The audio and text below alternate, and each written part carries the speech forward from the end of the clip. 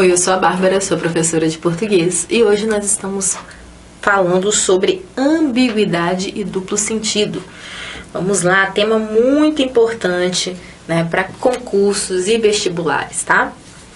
Bom, ambiguidade é o nome dado à duplicidade de sentidos, em que alguns termos, expressões e sentenças, apresentam mais de um sentido possível, tá? Então, quando a gente fala de ambíguo, né? Esse sentido, nossa, o que ele disse foi meio ambíguo, né? É quando você não consegue ter certeza, né, absoluta daquilo que a gente está dizendo, do que está sendo dito.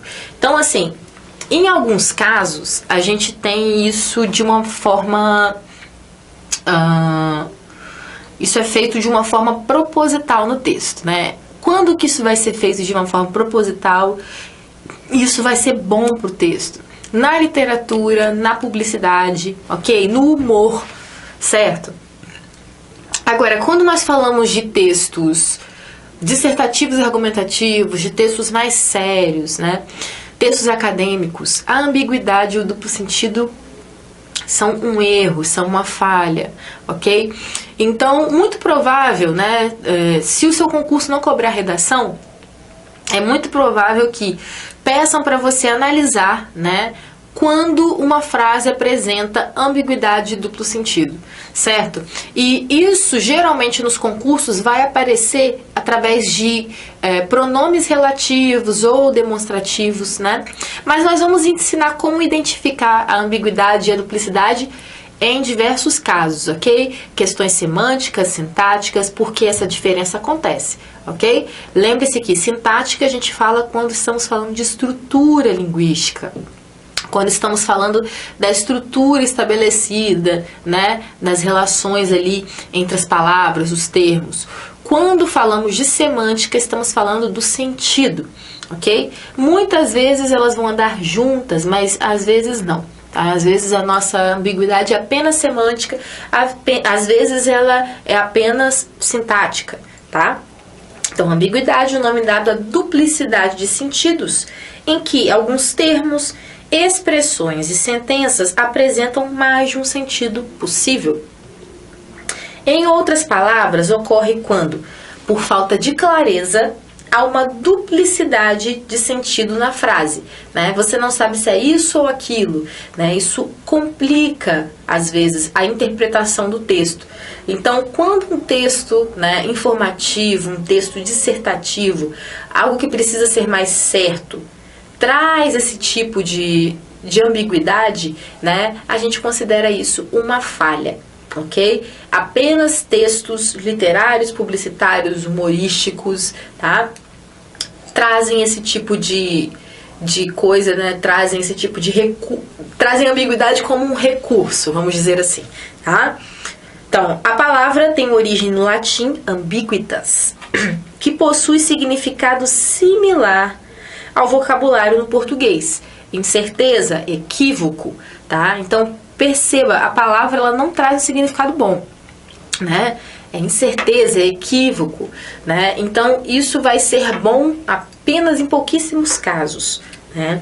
Ao contrário das figuras de linguagem, que são ferramentas à disposição do usuário da língua e que dão realce e beleza às mensagens emitidas, a ambiguidade é colocada no grupo das espécies de vícios de linguagem. Então, assim, aqui a gente compara com figuras de linguagem, né? Metáfora, comparação, metonímia, né? Que são figuras muito utilizadas na literatura e que a gente acaba utilizando também, a gente pode fazer algum uso disso, né, no nosso texto dissertativo. Mas, de modo geral, gente, figuras de linguagem também vão ter um espaço muito restrito dentro de textos dissertativos, né? Elas também vão figurar com mais prestígio, vamos dizer assim, vão figurar com mais prestígio, né, nessa parte artística da linguagem, que trabalha literatura, que trabalha a publicidade, né, que é mais livre, né, vamos dizer artística, não, porque a gente restringe muito ou amplia muito o que é arte, né. Vamos falar descontraído, o uso descontraído, né? O uso despreocupado dessas figuras, né? Onde você pode usar à vontade, né? É literatura e publicidade. Então, tanto figuras de linguagem como ambiguidade, né? Elas vão ter esse passe livre apenas nesses ambientes, tá?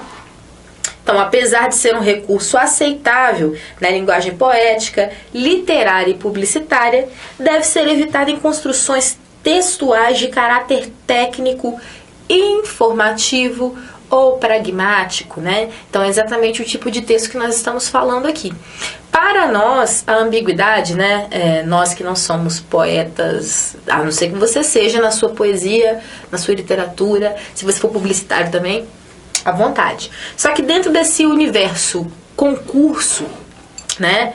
O que pode ser feito para você dentro desse âmbito é analisar dentro de um texto literário quais são os dois sentidos que você pode, né? Que ali o texto estabelece, né? Através de um termo. Beleza. Agora, ou vai pedir para você encontrar o erro de um texto, né? Como que esse texto aqui não está se comunicando de uma maneira eficaz com o leitor, né? Porque se ele dá dois sentidos, né, ele não se comunica da maneira eficaz, da maneira correta, ok? Então aqui, ó, um exemplo de publicidade pra gente ver, né, que aqui funciona, tá? Então eu trouxe aqui, olha, uma propaganda da Embratel, bem antiga, acredito, né? Então olha só, se alguém anunciar que é mais barato que a Embratel, não ligue, é engano. Então aqui essas duas palavras, ligue e engano, né, a gente está falando aqui de um campo semântico, né? A gente está falando de uma empresa de telefonia, ok? Então, ligue, né? Que?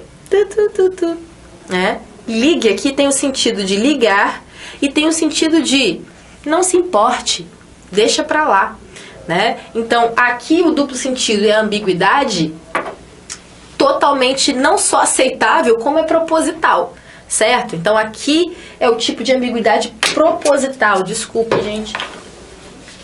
É o tipo de ambiguidade proposital. E engano?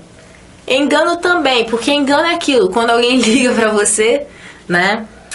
E tu fala, não, é engano. Desliga. Então aqui também engano tem esse duplo sentido. Não ligue é engano, ou é engano que ligaram errado, né? Mas também é engano porque isso não existe. Ninguém cobra mais barato que a Embratel, de acordo com a publicidade, tá? Tô aqui fazendo propaganda pra Embratel, não. Eu nem sei se existe mais a Embratel. Então, né, aqui a gente usa essas duas palavras que estão dentro do campo semântico do que diz respeito à telefonia, mas também são gírias, certo? Né? Não liga não, né? Deixa pra lá. E engano, né? Engano no sentido aqui literal mesmo, né? De foi um engano, isso não é verdade. E é engano de também, nos dois casos aqui a gente tem um sentido literal de engano, tá, gente? O sentido que nós já aprendemos também, denotativo. Só que com significados diferentes, ok? Enfim, aqui nesse caso, essa é uma ambiguidade, é um duplo sentido que é completamente bem-vindo, tá? Então, essa é uma questão que aqui cabe, né? O que a gente quer colocar aqui é esse contraste para você ver onde isso é legal, permitido, cultivado até, né? E onde isso entra como um erro. Então, olha. Agora falando sobre os tipos de ambiguidade, né? Nós temos ambiguidade, né, polissêmica, né? Que é quando o mesmo vocábulo apresenta mais de um significado. Exatamente essa daqui. Aqui nós temos uma relação de polissemia, né, nesses termos, e o que permite essa ambiguidade, tá? Esse duplo sentido proposital aqui, no caso, né? Então, polissêmica, o que quer dizer? Vários sentidos, né? Quando a gente fala que uma palavra polissêmica, ela tem mais de um sentido. Então, quando utilizamos, né, palavras polissêmicas aqui, né, e propositalmente esperamos essa resposta do nosso interlocutor, né? Ele vai entender as duas coisas, né? Então, é de propósito. Agora, tem ocasiões que a gente faz sem querer, né? Que aí incorremos num erro, olha só. As ações lhe trouxeram grande fortuna. As ações, agora, quais ações? Ações pode ser várias de ações, né? Várias ações. A gente tem as ações, são atitudes ou aplicações financeiras? Não dá pra saber, porque eu posso assim, as minhas ações, eu agi de um jeito que eu acabei ficando rica por causa da maneira como eu agi, né? Através das minhas ações. Agora, as ações podem ser também, né? Aqui no caso, as aplicações financeiras, certo? Ações da Nasdaq, esqueci o nome das outras, mas enfim, essas ações financeiras que as pessoas compram, né? Pessoal de Wall Street, essas coisas, né? Wall Street. Então tá. Temos aqui outra frase. Procurava balas perto de sua casa. Então, balas, né? Balas aqui, a gente está falando de balas projéteis, né? Aquelas balas de revólver, ou guloseimas, certo? A gente pode fazer isso com várias, nossa, tem muitas. Por exemplo, manga de camisa, né? E a manga fruta, né? Não estava sem mangas. Estava sem mangas. Você vai falar, mas estava sem mangas, né? Estava usando uma blusa de alça ou ela estava sem manga em casa, não tinha manga, né? Isso vai depender do contexto pra gente entender, né? E por aí vai. Então aqui nós temos esse exemplo do que a gente chama de ambiguidade polissêmica, baseado num amplo significado, né, de algumas palavras, ou mais de um significado, né? Aqui, ações ou balas. Caso a dupla interpretação não seja intencional, né, para evitá-la faz-se necessário reconstruir a frase a fim de que o vocábulo em questão alcance o entendimento desejado.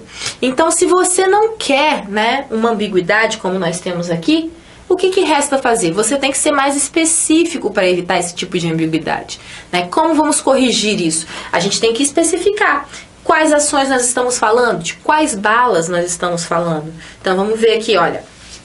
O dinheiro que aplicou em ações na Bolsa de Valores trouxe grande fortuna. Então, olha só, ações na Bolsa de Valores já tira completamente a nossa dúvida sobre que ações ele está falando, certo? São ações financeiras mesmo, né? São títulos, certo? Que a gente chama também. Então, ele comprou ações da Bolsa de Valores.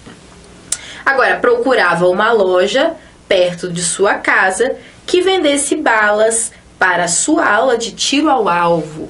Então, nesse caso, né, também estamos falando de balas, não são guloseimas, balas de tiro ao alvo.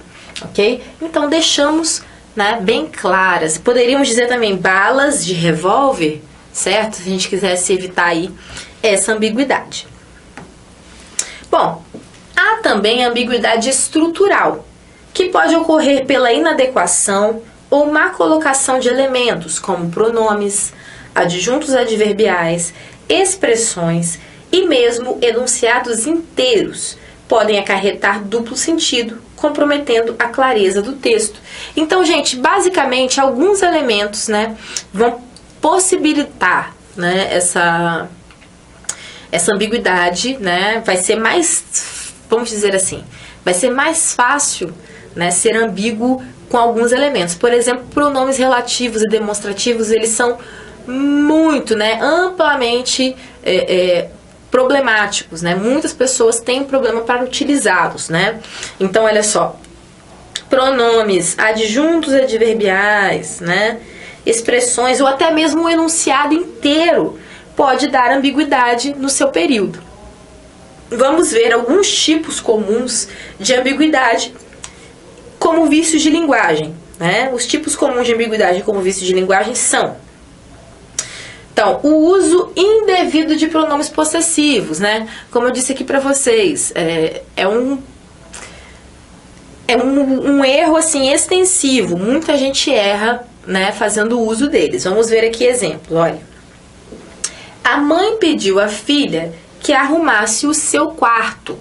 Quando nós dizemos isso, né, nós ficamos na dúvida, né? Então, esse tipo de construção, gente, a gente tem que evitar. Certo? Sempre que você estiver fazendo uma redação né? Você precisa estar bem atento para esses detalhes, porque, né? Se você diz, a mãe pediu à filha que arrumasse o seu quarto, isso significa que a mãe pode ter pedido para a filha arrumar o quarto dela, mãe, ou o quarto da filha, ok? Então, esse seu quarto aqui, mas você diz, às vezes você pode ter a falsa impressão de que tá tudo bem com a sua frase. Não. É lógico que vão saber que é o quarto da filha. A mãe ia pedir para a filha arrumar o quarto dela. Isso não vem ao caso. Pode ser que sim, isso não vem ao caso. A questão aqui, gente, é que esse quarto, né? O quarto sendo como substantivo masculino, né? O seu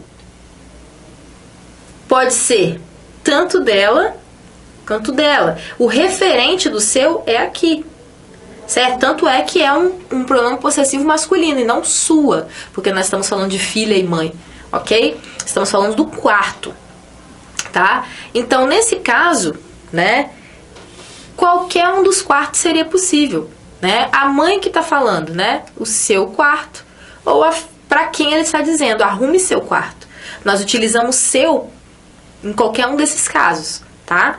Então, como a gente corrigiria essa ambiguidade, né? Qual quarto, da mãe ou da filha?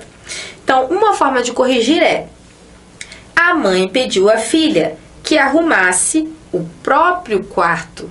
Então, esse outro pronome aqui, né?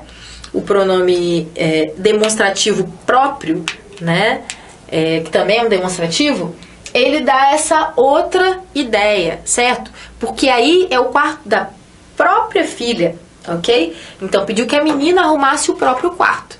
Então, aí a gente quebra essa ambiguidade. Então, pode, por exemplo, aparecer para você uma frase num período ambíguo tipo esse, né? E embaixo te trazer alternativas de como você estaria corrigindo, né? Como corrigir essa ambiguidade.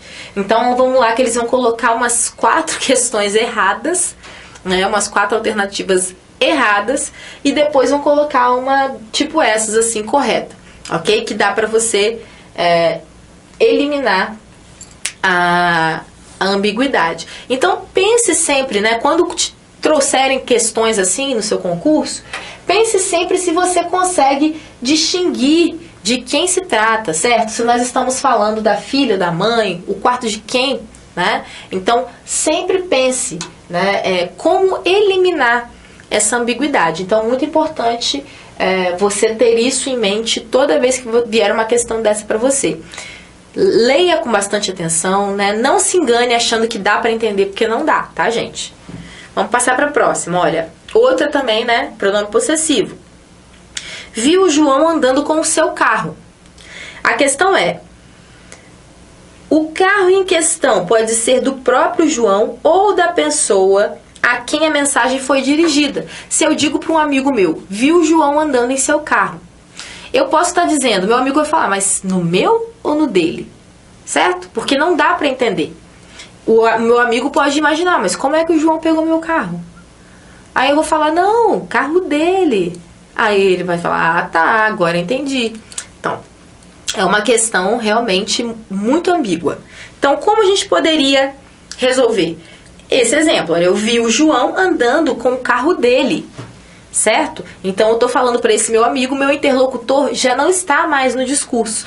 Quando eu digo o seu carro, eu incluo o meu interlocutor nesse discurso. A não ser que o meu interlocutor não tenha carro, tá, gente? Pode acontecer? Pode acontecer. Ou talvez ele fale para mim, eu não tenho carro. Aí eu falo, ah, não, no carro dele. Enfim, só uma piada aqui para vocês entenderem como essa questão é muito dúbia, realmente, e é importante, né? A gente usa muito no dia a dia, mas no texto é que é o proibitivo mesmo, tá? No dia a dia não tem problema. Desde que vocês se compreendam, né? E o cara não ache que o João roubou o carro dele. Bom, virgulação inadequada da frase também, gente, é uma forma de cometer, né, esse vício, esses erros de ambiguidade. Vamos ver aqui o exemplo. A criança feliz foi ao parque. Então, a criança ficou feliz ao chegar no parque ou estava feliz antes? Gente, esse é um caso muito interessante aqui do que a gente chama, aquelas nomenclaturas de sintaxe, né? Aquelas benditas nomenclaturas de sintaxe. Aqui, o nosso caso, a gente está falando de um adjunto adnominal, tá, gente? O adjunto adnominal, ele vai aparecer, né? Ele está relacionado com como o substantivo ele reage em determinada situação, né? Então, não que a criança seja feliz sempre, mas ela é feliz naquela situação. Então, quando for assim, precisa estar separado por vírgulas, tá? Então, esse caso do adjunto adnominal,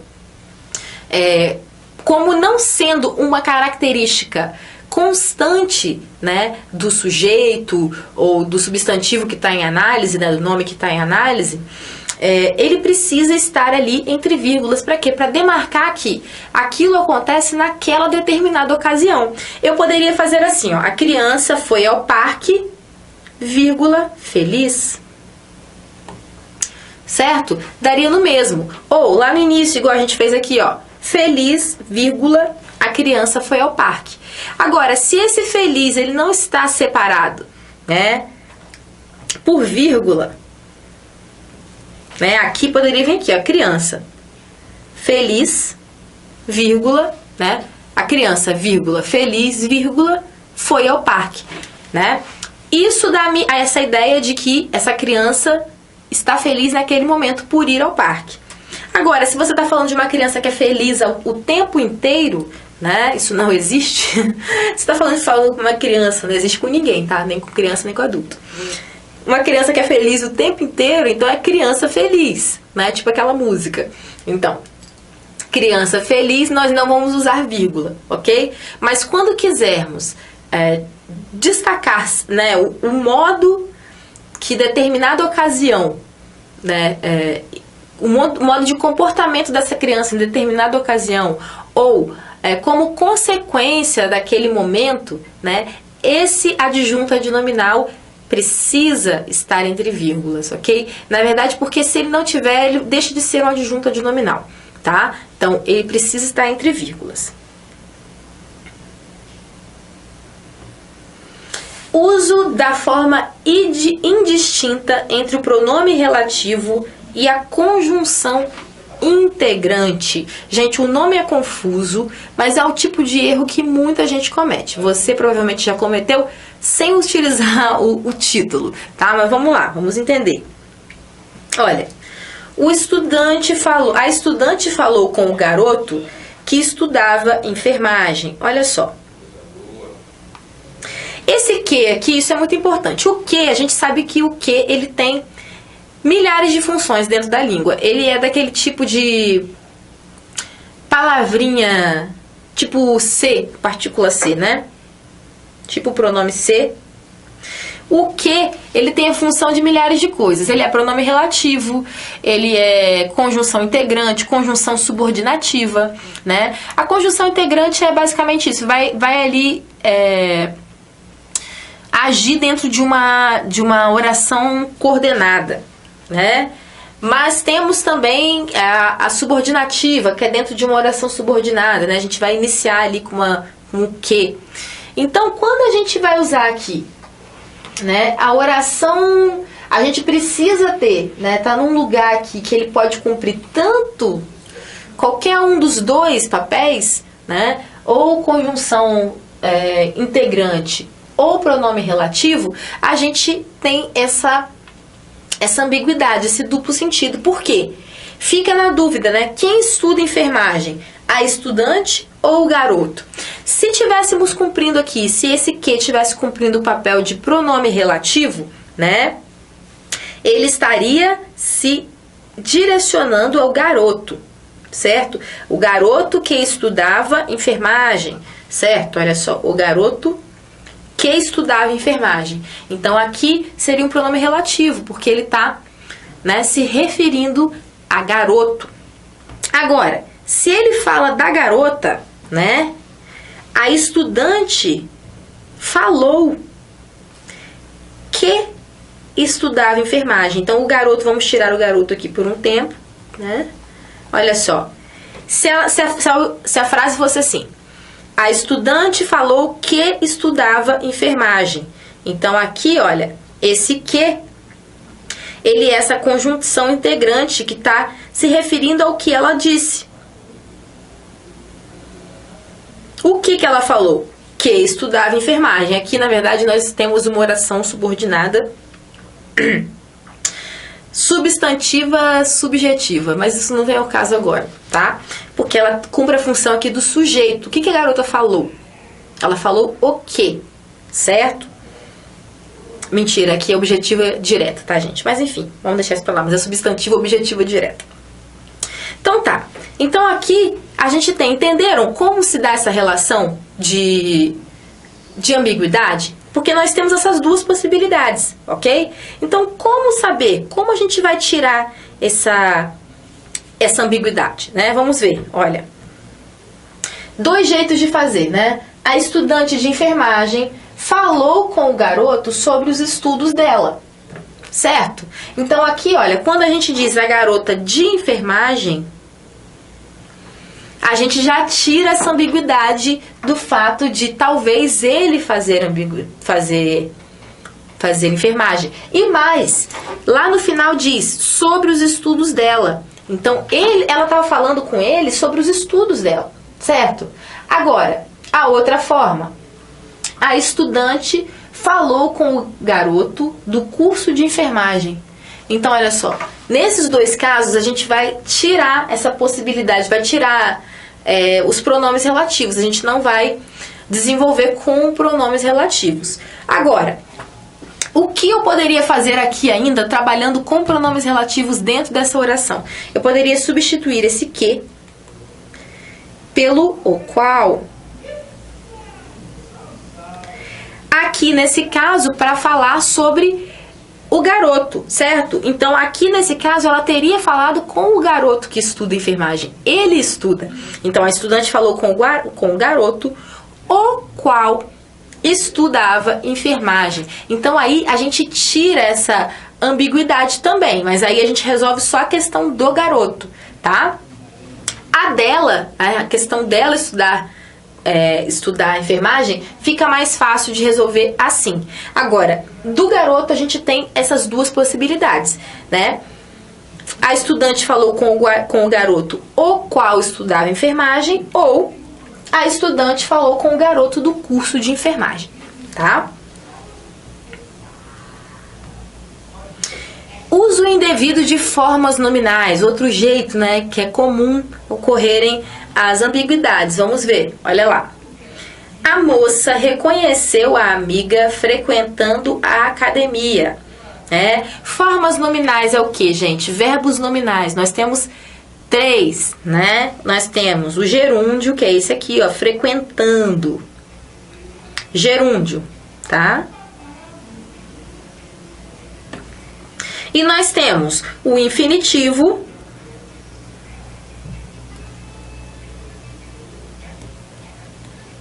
e nós temos ainda o particípio. Essas são as formas nominais, verbos nominais.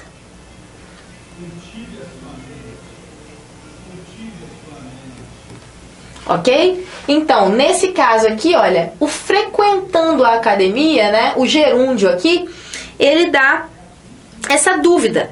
Quem estava na academia? A moça ou a amiga, né? A moça reconheceu a amiga frequentando a academia. Eu estava frequentando ou a minha amiga estava frequentando? Ok? Então, essa é a questão aqui. Vamos ver como a gente resolve isso, olha. A moça reconheceu a amiga que estava frequentando a academia, né? Então, olha só, nesse caso aqui, a moça reconheceu a amiga que estava frequentando a academia. Aqui a gente deixa de ter uma forma nominal, né? A gente continua com o gerúndio aqui, só que a gente passa a ter uma locução verbal, porque nós juntamos aqui um verbo auxiliar, estava, mais, né, verbo auxiliar, mais o nominal, mais o gerúndio. Certo? Então, por quê? A gente tira daí o frequentando, porque o frequentando, ele não tem uma pessoa. Então, por isso o frequentando pode ser eu, pode ser você. Agora, quando eu digo estava, certo? Eu penso sempre numa terceira pessoa, né? Ela estava frequentando, tá? Então, quando a gente coloca isso daqui, a gente acaba tirando essa ambiguidade, né? Porque aí fica mais claro que é uma outra pessoa. Agora, se for a moça, né? A pessoa que reconheceu que frequentava a academia, né? A moça na academia reconheceu a amiga, ok? Bom, é isso, a gente fica por aqui.